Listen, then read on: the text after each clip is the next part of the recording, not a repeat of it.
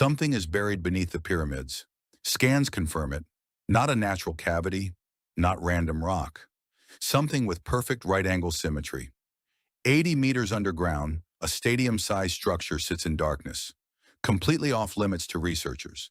From the outside, Giza looks like the most thoroughly studied archaeological site on Earth.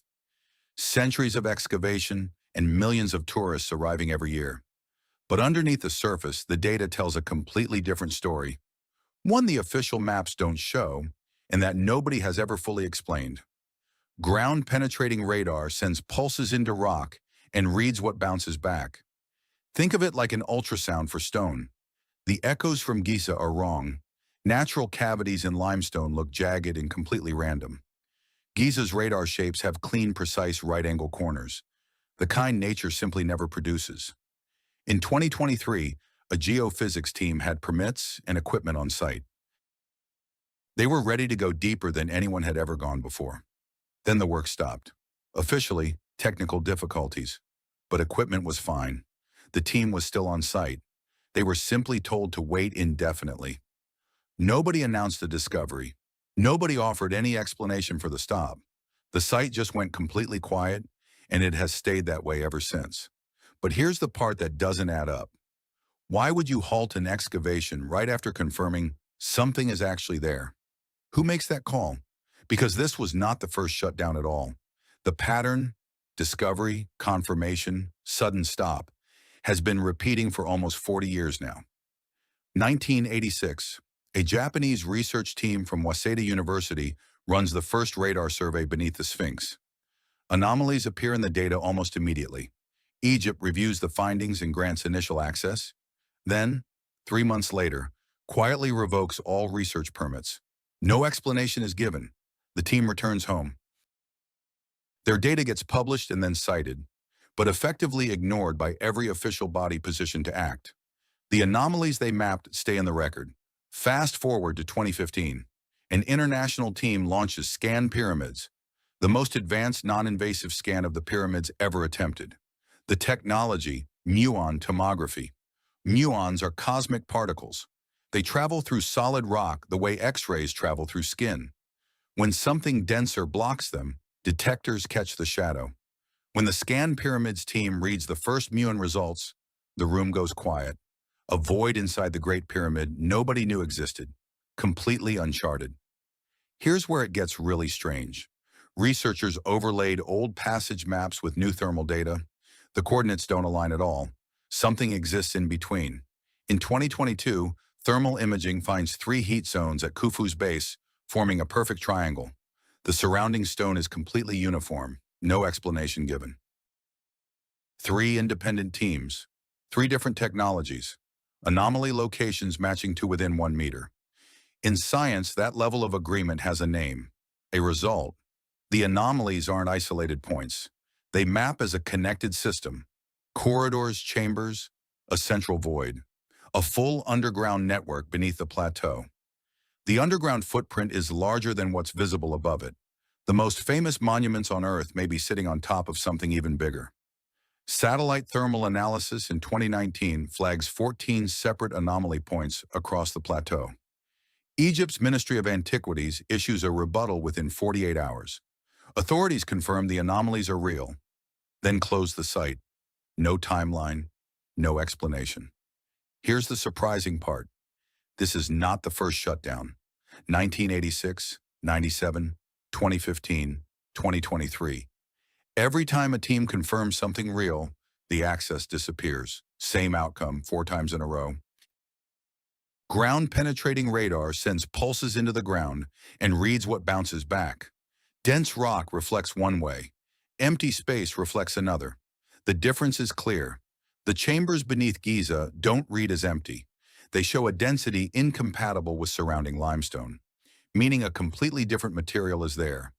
Muon tomography adds a third independent layer. Cosmic particles stream through constantly. You can't fake that data. The void shows up as a shadow. 3 technologies, radar, muons, thermal imaging, all converge on the same location. When 3 independent methods agree, science stops questioning the data. In 1997, Seismologists from Egypt's own National Research Institute published peer-reviewed findings: three perfectly rectangular cavities sitting 10 to 25 meters below the surface. The paper includes a section on further research. It is blank. No follow-up was ever funded. No excavation ever approved. The cavities sit untouched today. Just drill and send a camera. That's what you're thinking. But in fractured limestone at 80 meters, a borehole risks triggering total structural collapse. Beyond the physics, Egyptian law requires government approval for any subsurface work at Giza. That approval has been requested many times. It has been denied. The data is public. The technology exists. Funding is offered free. The only missing piece is a permit, and that permit keeps not arriving. Three technologies confirm the same location independently. 30 years of data, always the same coordinates. The excavation permit line has stayed blank the entire time. And here's where it gets really weird. Two completely opposite explanations for what's down there exist right now, and they cannot both be right. The official side says natural formations, geological noise, incomplete data. The independent side says data is complete, and what it shows should not exist. Official Theory 1. Construction relief chambers. The pyramid has known ones, Davidson's and Wellington's, built to reduce structural weight on the burial vault. The new void is 30 times the size of any known relief chamber. No engineer needs a space that enormous just to distribute structural load. Official Theory 2. Natural karst cavities. Limestone dissolves over millennia, leaving voids, common across Egypt. Perfectly normal geology, except karst never makes right angles. 4 chambers aligned on a true north-south axis. Less than 1 meter deviation across 80 meters. That level of precision requires deliberate architectural design. The chamber proportions match the golden ratio exactly. The same ratio in the pyramid's exterior design. Natural karst erosion does not produce mathematical ratios. Herodotus described chambers beneath Giza, holding records of a prior civilization. He wrote this in 440 BC and claimed he personally saw the entrance. In 96, a licensed team documented an entrance beneath the Sphinx's left paw. Then they were stopped. The shaft was sealed. Nothing was published. Egypt's former Minister of Antiquities denied chambers existed, then confirmed in 2006 that tunnels do. Same official, same site, opposite claims. Geologist Schock says the Sphinx shows deep rainfall erosion, not wind, not sand. Erosion that pronounced takes thousands of years of sustained wet climate. Egypt's last wet period ended 9,000 years ago. If Schock is right, the Sphinx is thousands of years older than history currently says.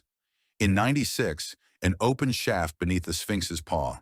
Today, sealed concrete. No published findings. And here's the part that nobody can explain away. That sealed shaft sits above the largest radar anomaly, 80 meters deep, 60 meters wide, 12 meters tall, sealed in 96. The findings, never disclosed.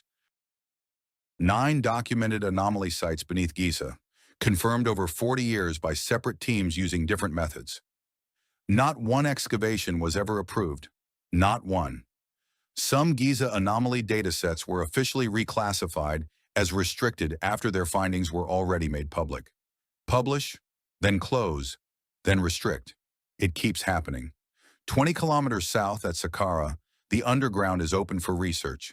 Tunnels stretch for kilometers. Shafts drop 30 meters. Chambers still unopened after decades. Giza's radar signatures match Saqqara's underground network in scale and depth. But Saqqara has no pyramid above it. Giza does. Draw your own conclusion.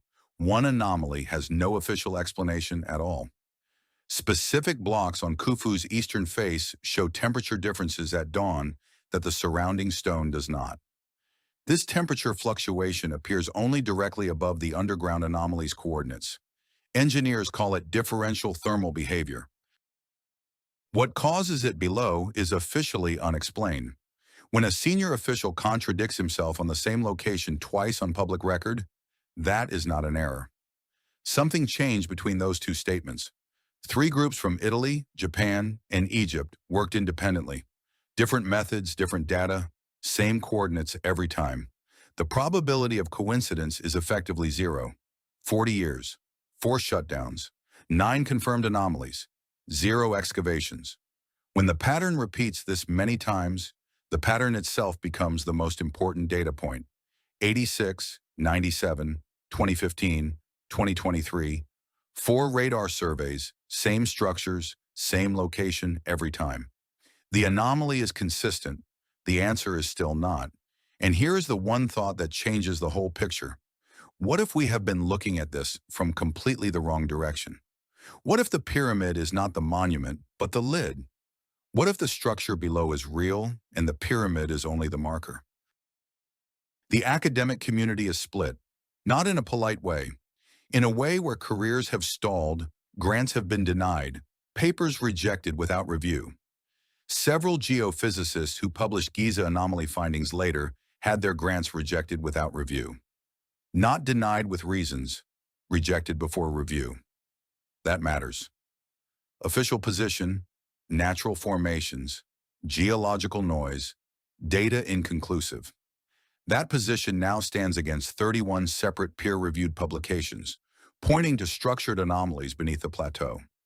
Independent researchers point to the same features: right angles, repeating proportions, north-south alignment precise to a fraction of a degree. Geological formations don't do that. 3 geologists suggest the underground structure may predate the pyramid. It wasn't built to contain something below. It was built over something already present. If true, the pyramid is not a tomb. It is a marker, pointing straight down so that future generations could find what was already there. We're back where we started. Same plateau, same pulse, same geometry at 80 meters. You now know the context. 40 years, 4 shutdowns, 0 answers. The people working on this aren't conspiracy theorists. They're geophysicists, seismologists, and architects with peer-reviewed papers. They just cannot get permission to finish their work. We don't know what's there. Not because technology failed, not because data is unclear, because looking has not been permitted. That is the actual answer.